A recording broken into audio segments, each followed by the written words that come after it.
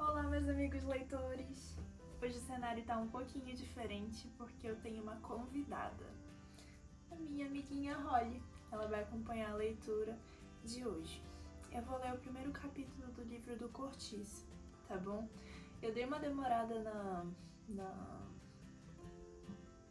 gravação desse vídeo, né? Porque sabe como é, rotina, mas eu vou tentar manter a regularidade nos vídeos, tá? Então vamos pro primeiro capítulo do livro do Cortiço, do Aloysio Azevedo. Capítulo 1. João Romão foi, dos 13 aos 25 anos, empregado de um vendeiro que enriqueceu entre as quatro paredes de uma suja e obscura taverna nos refolhos do bairro do Botafogo. E tanto economizou do pouco que ganhara nessa dúzia de anos que, ao retirar-se o patrão para a terra, e deixou em pagamento de ordenados vencidos nem só a venda com o que estava dentro, como ainda 1,5 conto em dinheiro. Proprietário e estabelecido por sua conta, o rapaz atirou-se à labutação ainda com mais ardor, possuindo-se de tal delírio de enriquecer que afrontava resignado as mais duras privações. Dormia sobre o balcão da própria venda, em cima de uma esteira, fazendo travesseiro de um saco de estopa cheio de palha. A comida arranjava-lhe mediante 400 réis por dia. Uma quintandeira, sua vizinha, a Bertoleza, crioula trintona, escrava de um velho cego residente em Juiz de Fora e amigada com um português que tinha uma carroça de mão e fazia fretes na cidade. Bertoleza também trabalhava forte. A sua quintanda era a mais bem afreguesada do bairro. De manhã vendia angu e à noite peixe frito e iscas de fígado. Pagava de jornal a seu dono 20.000 réis por mês. E apesar disso, tinha de parte quase o necessário para a alforria. Um dia, porém, o seu homem, depois de correr meia légua, puxando uma carga superior às suas forças, caiu morto na rua, ao lado da carroça, estrompado como uma besta. João Romão mostrou grande interesse por esta desgraça. Fez-se até participante direto dos sofrimentos da vizinha. E, com tamanho empenho, a lamentou que a boa mulher o escolheu para confidente de suas desventuras. Abriu-se com ele, contou-lhe sua vida de amofinações e dificuldades. Seu senhor comia-lhe a pele do corpo. Não era brinquedo para uma pobre mulher de ter escarrar para lhe todos os meses 20.000 réis em dinheiro.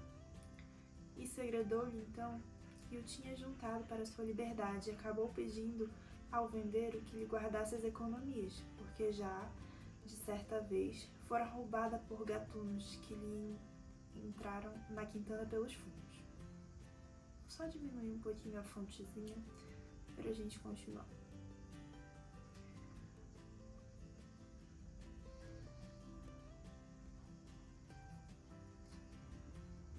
Tá bom. Daí em diante, João Romão tornou-se o caixa, o procurador e o conselheiro da crioula. No fim de pouco tempo, era ele quem tomava conta de tudo que ela produzia e era também quem punha e dispunha dos seus pecúlios, e quem se encarregava de remeter ao senhor os 20.000 réis mensais. Abriu-lhe logo uma conta corrente e a quintandeira, quando precisava de dinheiro para qualquer coisa, dava um pulo até a venda e recebia-os das mãos do vendeiro de seu João, como ela dizia.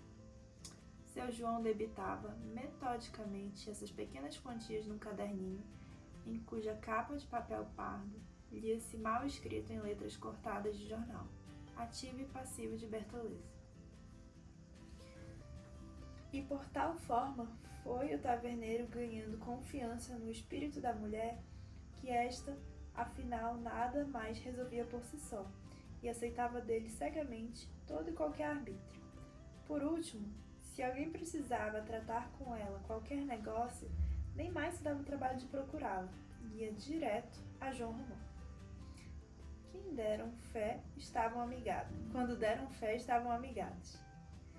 Ele propôs-lhe que morarem juntos e ela concordou de braços abertos, feliz em meter-se de novo com o português, porque, como toda cafusa, Bertoleza não queria sujeitar-se a negros e procurava instintivamente um homem numa raça superior à sua. João Romão comprou então, com as economias da amiga, alguns palmos de terreno ao lado esquerdo da venda e levantou uma casinha de 2 portas, dividida ao meio, paralelamente à rua, sendo a parte da frente destinada à quintanda e a do fundo para o dormitório que se arranjou com os cacarecos de Bertoleza. Havia, além da cama, uma cômoda de jacarandá muito velha, com maceletas de metal amarelo, já amareadas, um oratório cheio de santos e forrado de papel de cor, um baú grande de couro cru tacheado, 2 banquinhos de pau feitos de uma só peça e um formidável cabide de pregar na parede, com a sua competente coberta de retalhos de chita. O verdadeiro nunca tivera tanta mobília. O vendeiro nunca tivera tanta mobília. Agora, disse ele à crioula, as coisas vão correr melhor para você. Você vai ficar fora. Eu entro com o que falta. Nesse dia ele saiu muito à rua e uma semana depois apareceu com uma folha de papel toda escrita que leu em voz alta à companheira. Você agora não tem mais senhor, declarou em seguida a leitura, que ela ouviu entre lágrimas agradecida. Agora está livre. Doravante o que você fizer é só seu, e mais de seus filhos, se os tiver. Acabou seu cativeiro de pagar 20.000 réis a peste do céu. Coitado, a gente se queixa da sorte.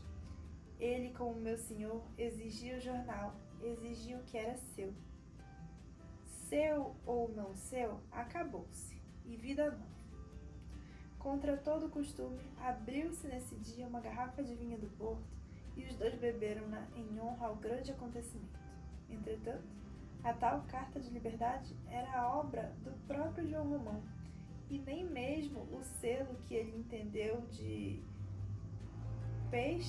pegar-lhe em cima para dar à burla a maior formalidade representava despesa, porque o esperto aproveitara uma estampilha já servida. O senhor de Bertoleza não teve sequer conhecimento do fato. O que lhe constou, sim, foi que sua escrava lhe havia fugido para a Bahia depois da morte do amigo. O cego que venha buscá-la aqui, se for capaz, desafiou o vendeiro de si para si. Ele que caia nessa e verá se tem ou não trapézios. Não obstante, só ficou tranquilo de todo daí a 3 meses, quando lhe constou a morte do velho. A escrava passara naturalmente em herança a qualquer dos filhos do morto, mas por estes nada havia que recear. 2 pândegos de marca maior que, empolgada a legítima, cuidariam de tudo, menos de atirar-se na pista de uma crioula a quem não viam de muitos anos aquela parte.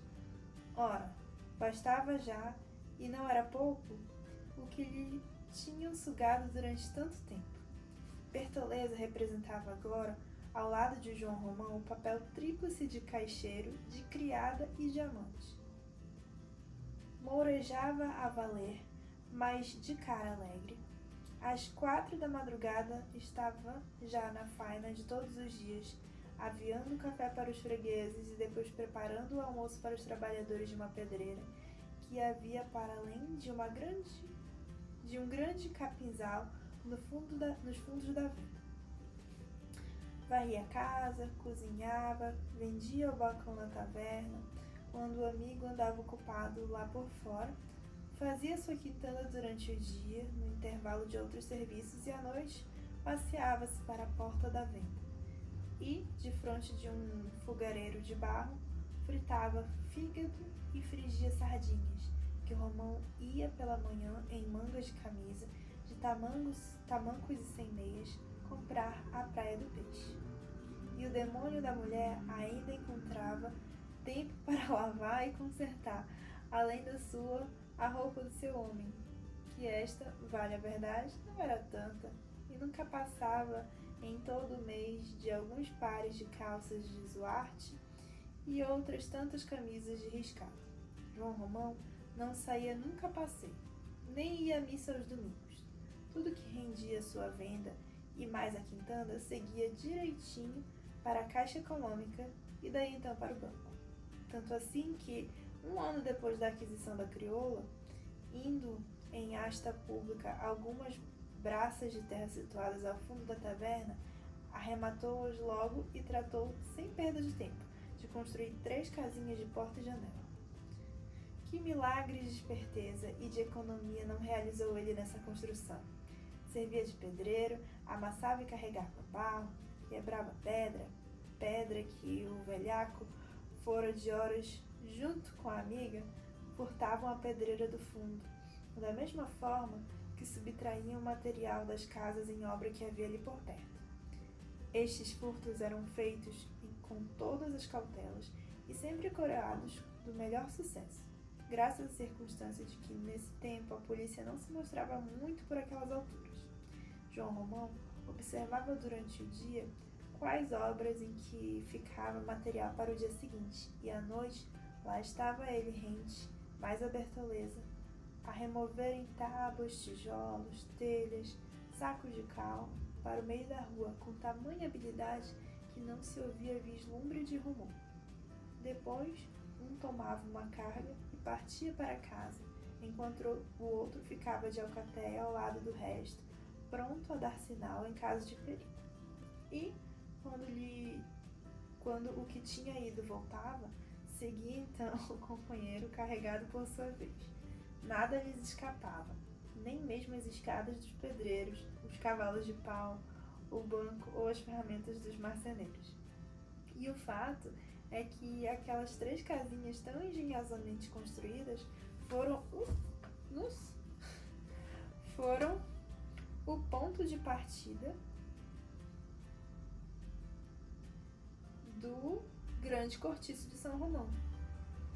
Hoje, 4 braças de terra, amanhã 6, depois mais outras, ia o vendeiro conquistando todo o terreno que se estendia pelos fundos de sua bodega, e à proporção que o conquistava, reproduziam-se os quartos e os números de moradores.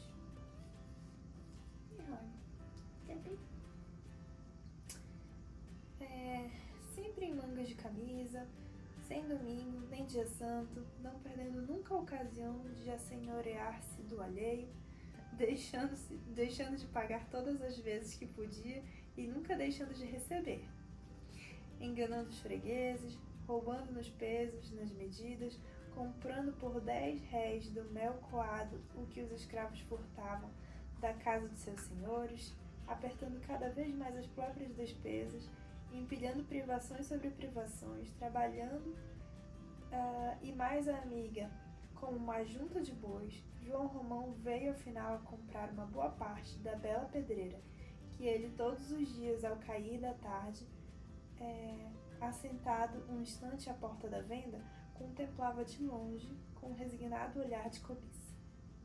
Pôs lá 6 homens a quebrarem pedra e outros 6 a fazerem lajedos e paralelepípedos, e então principiou a ganhar em grosso, tão grosso que dentro de 1 ano e meio arrematava já todo o espaço compreendido entre as suas casinhas e a pedreira, isto é, umas 80 braças de fundo sobre 20 de frente, em plano enxuto e magnífico para construir. Justamente por essa ocasião, vendeu-se também um sobrado que ficava à direita da venda, separado apenas por aquelas 20 braças. De sorte que todo o flanco esquerdo do prédio, coisa de uns 20 e tantos metros, despejava para o terreno do vendeiro as suas 9 janelas de peitoril. Comprou um tal Miranda, negociante português, estabelecido na Rua do Hospício, com uma loja de fazendas por atacado. Corria uma limpeza geral no casarão. Mudar-se-ia ele para lá com a família, pois que a mulher, Dona Estela, senhora pretensiosa e com fumaças de nobreza, Já não podia suportar a residência no centro da cidade, como também sua menina, a Zulmirinha. Crescia muito pálida e precisava de largueza para enrijar e tomar corpo. Isto foi o que disse Miranda aos colegas, porém a verdadeira causa da mudança estava na necessidade que ele reconhecia urgente de afastar Dona Estela do alcance dos seus caixeiros. Dona Estela era uma mulherzinha levada da breca. Achava-se casada havia 13 anos e durante esse tempo dera ao marido toda sorte de desgostos.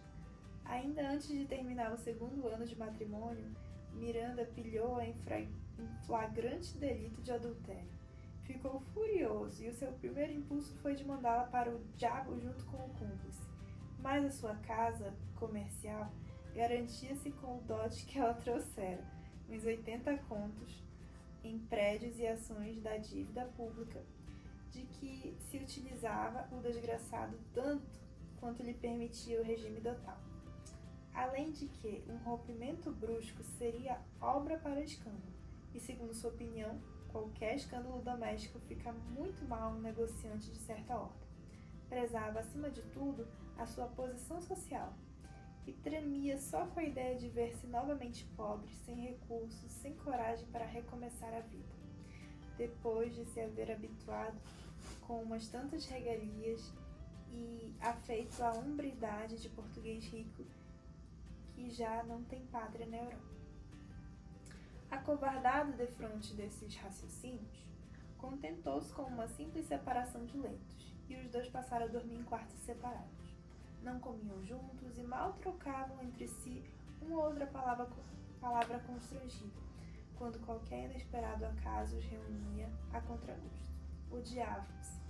Cada qual sentia pelo outro um profundo desprezo, que pouco a pouco foi se transformando em uma repugnância completa.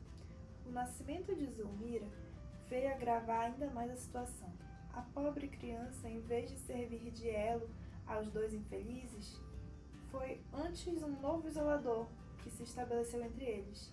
Estela a amava menos do que lhe pedia o instinto materno, por supô-la filha do marido, e este a detestava porque tinha convicção de não ser seu pai.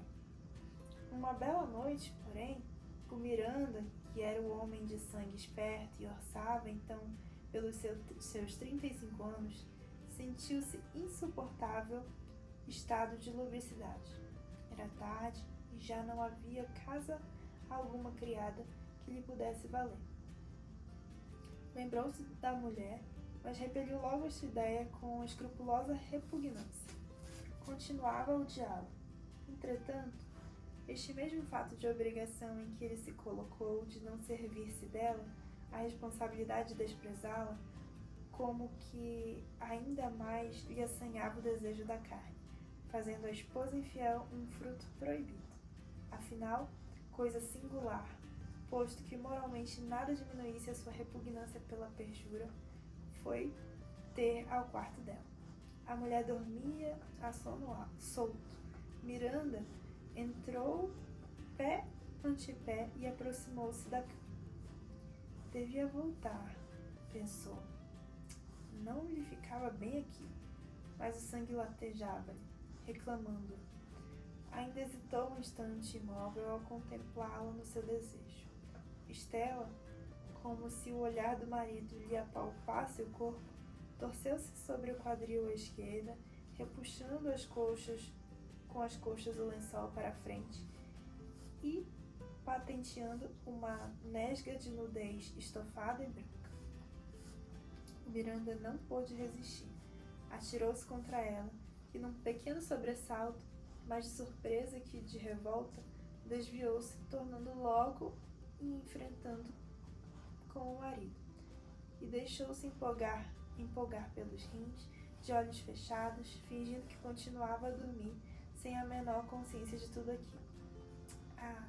Ela contava como certo que o esposo, desde que não teve coragem de separar-se de casa, havia mais cedo ou mais tarde de procurá-la de novo.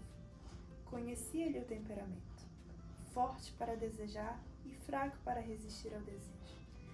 Consumado o delito, O honrado negociante sentiu-se tolhido de vergonha e arrependimento.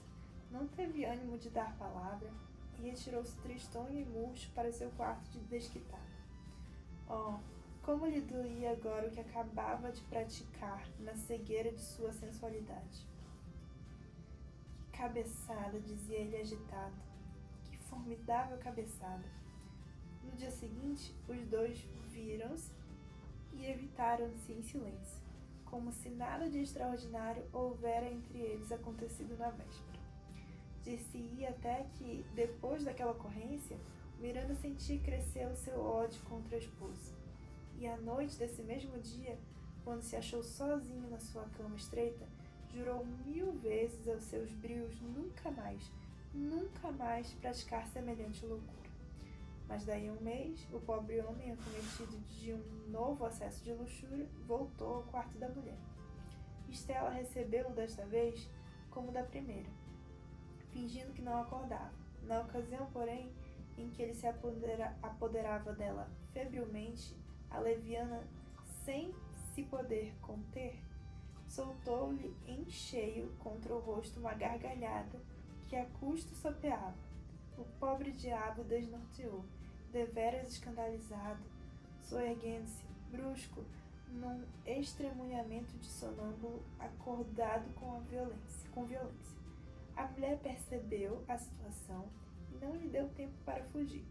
Passou-lhe rápido as pernas por cima e, grudando-se-lhe ao corpo, cegou-o com uma metralhada de beijos.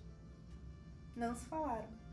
Miranda nunca tivera, nem nunca vira assim tão violenta no prazer. Estranhou-a. Afigurou-se-lhe estar nos braços de uma amante apaixonada. Descobriu nela o captoso encanto com que nos embebedam as cortesãs amestradas na ciência do gozo venéreo. Descobriu-lhe no cheiro da pele e no cheiro dos cabelos perfumes que nunca lhe sentira. Notou-lhe outro hálito, outro som nos gemidos e nos suspiros, e gozou-a loucamente, com delírio, com verdadeira satisfação de animal nocivo. E ela também gozou, estimulada por aquela circunstância picante do ressentimento que os desunia. Gozou a desonestidade daquele ato que ambos acanalhava aos olhos um do outro. Estorceu-se toda, rangendo os dentes, grunhindo debaixo daquele seu inimigo odiado, achando-o também agora como homem, melhor que nunca, sufocando-o nos seus braços nus, metendo-lhe pela boca a língua úmida e em brasa. Depois, um arranco de corpo inteiro, com um soluço gutural e estrangulado, arquejante e convulsa, estatelou-se num abandono de pernas e braços abertos, a cabeça para o lado e os olhos moribundos e chorosos, toda ela agonizante, como se a tivessem crucificado na cama. A partir dessa noite, da qual só pela manhã o Miranda se retirou do quarto da mulher, estabeleceu-se entre eles o hábito de uma felicidade sexual, tão completa como ainda não tinham desfrutado, posto que no íntimo de cada um persistisse contra o outro a mesma repugnância moral, em nada enfraquecida. Durante 10 anos viveram muito bem casados. Agora, porém, tanto tempo depois da primeira infidelidade conjugal, e agora que o negociante já não era acometido tão frequentemente por aquelas crises que arrojavam fora de horas ao dormitório de Dona Estela, agora, eis que a leviana parecia disposta a reincidir na culpa, dando corda aos caixeiros do marido, na ocasião em que estes subiam para almoçar ou jantar. Foi por isso que Miranda comprou o prédio vizinho a João Romão. A casa era boa, seu único defeito estava na escassez do quintal, mas para isso havia remédio. Com muito pouco, comprava-se umas 10 braças daquele terreno ao fundo que ia até a pedreira e mais uns 10 ou 15 palmos ao lado em que ficava a venda. Miranda foi logo entender-se com o Romão e propôs-lhe o negócio. O taverneiro recusou formalmente. Miranda insistiu. O senhor perde seu tempo e o seu latim, retrucou o amigo de Bertoleza. Nem só não cedo uma polegada do meu terreno, como ainda lhe compro, se mo quiser vender, aquele pedaço que lhe fica ao fundo da casa. O quintal? É exato. Pois você quer que eu fique sem chácara, sem jardim, sem nada? Para mim, era de vantagem. Ora, deixe-se disso, homem, e diga lá quanto quer pelo que lhe propus. Já disse o que tinha que dizer. Ceda-me então ao menos 10 braças do fundo.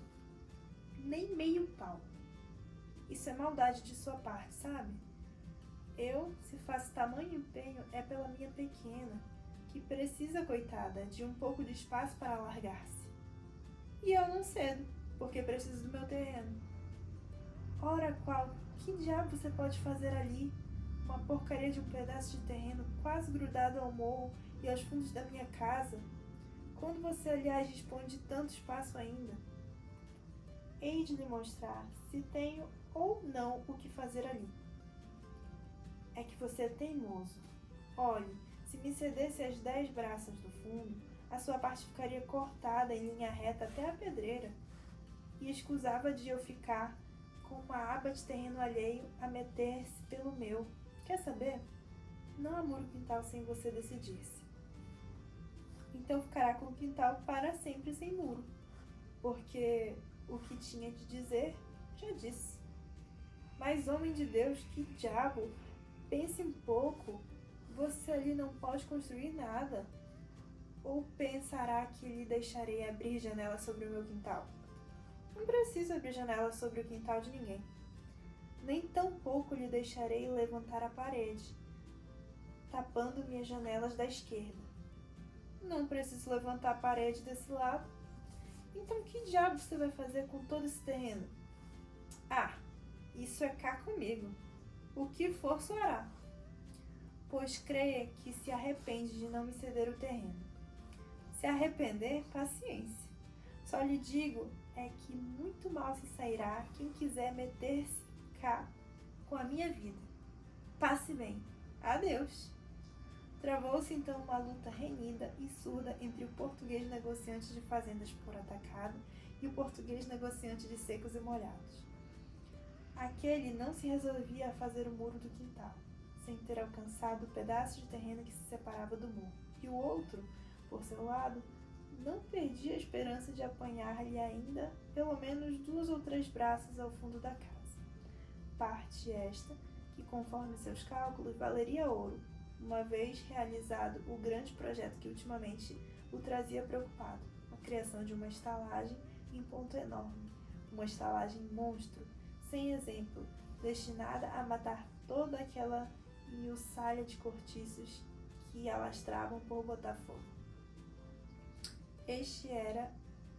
Era este o seu ideal. Havia muito que João Romão vivia exclusivamente para essa ideia.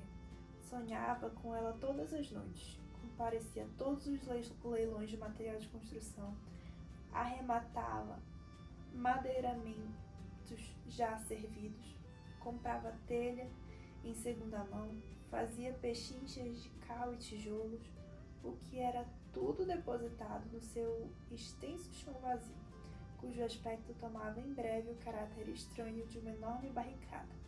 Tal era a variedade dos objetos que ali se apinhavam acumulados: tábuas e sarrafos, troncos de árvores, mastros de navio, caibros, restos de carroças, chaminés de barro e de ferro, fogões desmantelados, pilhas e pilhas de tijolos de todos os feitios, barricadas de cimentos, montes de areia e terra vermelha, aglomerações de terras velhas, escadas partidas, depósitos de cal, o diabo, enfim. Ao que ele, que sabia perfeitamente como essas coisas se furtavam, resguardava soltando à noite um formidável cão de fila.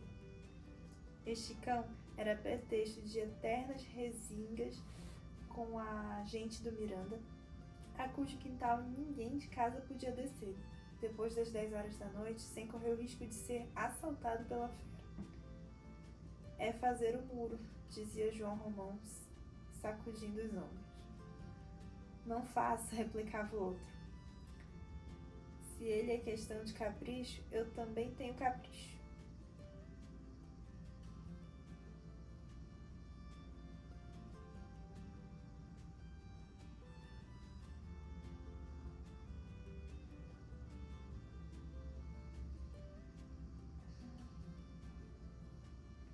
Em compensação, não caía no quintal do Miranda galinha ou frango, fugido do cercado do vendeiro, que não lhe levasse imediato sumiço. João Romão prestava contra o roubo em termos violentos, jurando vinganças terríveis, falando em dar tiros, pois é fazer um muro no galinheiro, repontava o marido de Estela. Daí a alguns meses, João Romão, depois de tentar um derradeiro esforço para conseguir algumas braças do quintal do vizinho, resolveu principiar as obras da estalagem. Deixa estar, conversava ele na cama com Bertoleza. Deixa estar que ainda lhe hei de entrar pelos fundos da casa, se é que não lhe pela frente, mais cedo ou mais tarde, como-lhe não 2 braças, mas 6, 8, todo o quintal, até o próprio sobrado, talvez. E dizia isso com convicção de quem tudo pode e tudo espera de sua perseverança, do seu esforço inquebrantável e da sua fecundidade prodigiosa do seu dinheiro que só lhe saía das unhas para voltar multiplicado. Desde que a febre de possuir se apoderou dele totalmente, todos os seus atos, todos, fosse o mais simples, visavam um interesse pecuniário. Só tinha uma preocupação: aumentar os bens. Das suas hortas, recolhia para si e para a companheira os piores legumes, aqueles que por maus ninguém compraria.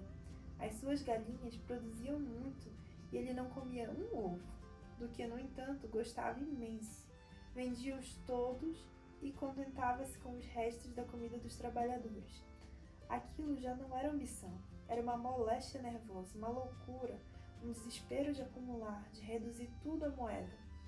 E seu tipo baixote, socado de cabelos à escovinha, a barba sempre por fazer, e vinha da pedreira para a venda, da venda às hortas e ao capinzal, sempre em mangas de camisa, de tamancos, sem meias, olhando para todos os lados com seu eterno ar de cobiça, apoderando-se com os olhos de tudo aquilo de que ele não podia apoderar-se logo com as unhas. Entretanto, na rua lá fora, povoava-se de um modo admirável.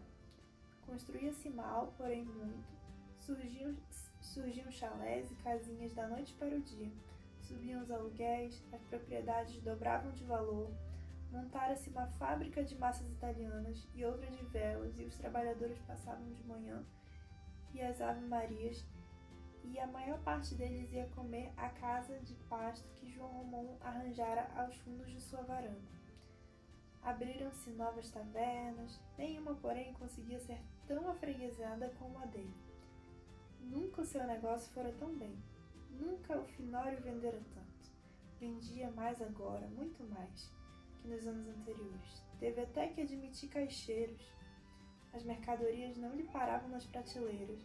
O balcão estava cada vez mais lustroso, mais gasto.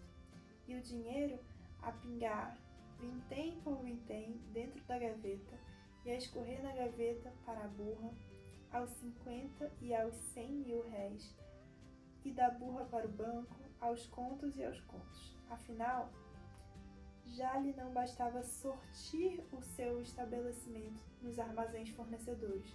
Começou a receber alguns gêneros diretamente da Europa.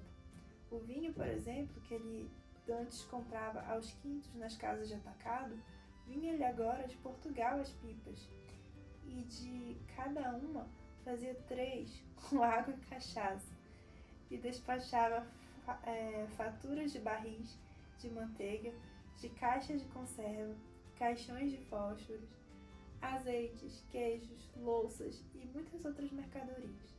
Criou armazéns para depósito, aboliu a quintanda e transferiu o dormitório, aproveitando o espaço para ampliar a venda, que dobrou de tamanho e ganhou mais 2 portas. Já não era uma simples taverna, era um bazar em que se encontrava de tudo: objetos de armarinho, ferragens de porcelanas, utensílios de escritório, roupa de riscado para os trabalhadores, fazenda para roupa de mulher, chapéus de palha para os próprios para serviços ao sol, perfumarias baratas, pentes de chifre, lenços com versos de amor e anéis e brincos de metal ordinário. E toda a gentalha daquelas redondezas ia cair lá. Ou então, ali ao lado, nas casas de pasto, onde os operários das fábricas e os trabalhadores da pedreira se reuniam depois do serviço e ficavam bebendo e conversando até às 10 horas da noite, entre o espesso fumo dos cachimbos, do peixe frito em azeite e dos lampiões de querosene. Era João Romão que lhes fornecia tudo até dinheiro adiantado, quando algum precisava. Por ali não se encontrava jornaleiro cujo ordenado não fosse inteirinho para as mãos do velhaco. E sobre este cobre, quase sempre emprestado aos tostões, cobrava juros de 8% ao mês, um pouco mais do que levava aos que garantiam a dívida com penhores de ouro e prata.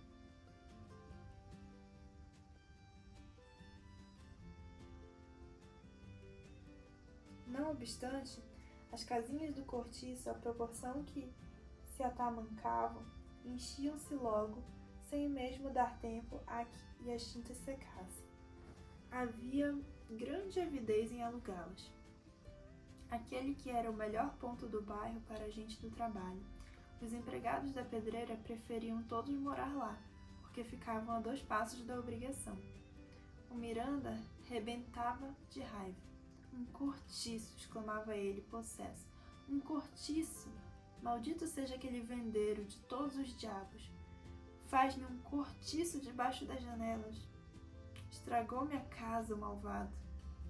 E vomitava pragas, jurando que havia de vingar-se e protestando aos berros contra o pó que lhes invadia em ondas as salas e contra o infernal baralho dos pedreiros e carpinteiros que levavam a martelar de sol a sol.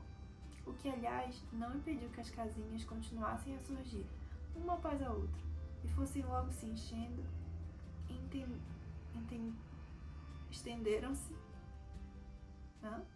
estenderem-se unidas por ali afora, desde a venda até quase ao morro, e depois dobrassem para o lado do Miranda e avançassem sobre o quintal deste, que parecia ameaçado por aquela serpente de pedra e cal.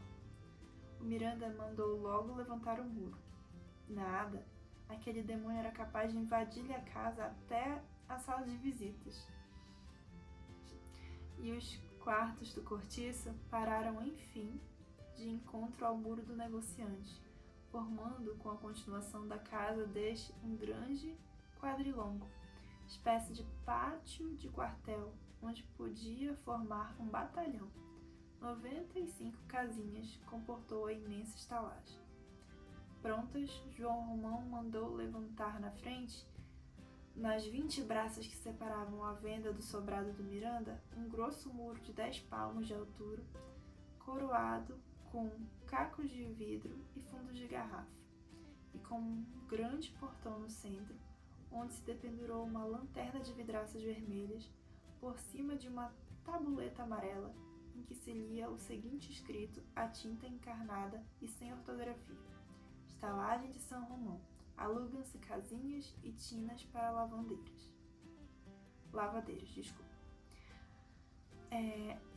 As casinhas eram alugadas por mês e as tinas por dia. Tudo pago adiantado. O preço de cada tina, metendo a água, R$500, sabão à parte. As moradoras do cortiço tinham preferência e não pagavam nada para lavar. Graças à abundância da água que lá havia, como em nenhuma outra parte, e graças ao muito espaço que se dispunha no cortiço para estender a roupa, a concorrência às tinas não se fez esperar.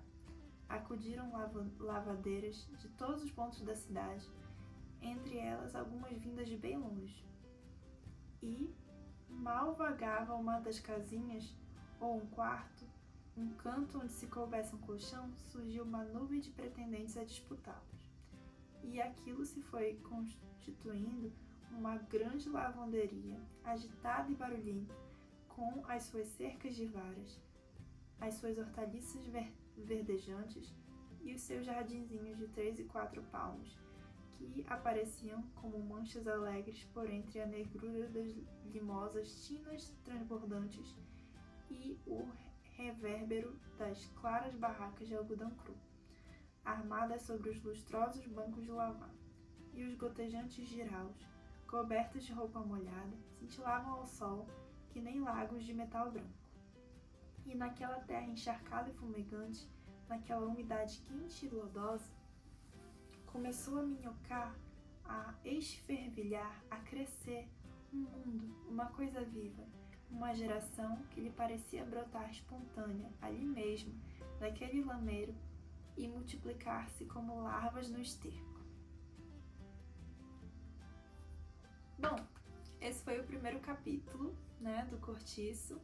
O próximo vídeo vai ser a segunda parte da metamorfose do Franz Kafka, tá bom? Eu pretendo lançar a segunda parte do livro do Franz Kafka muito em breve, tá? Então, até logo, gente. Tchau!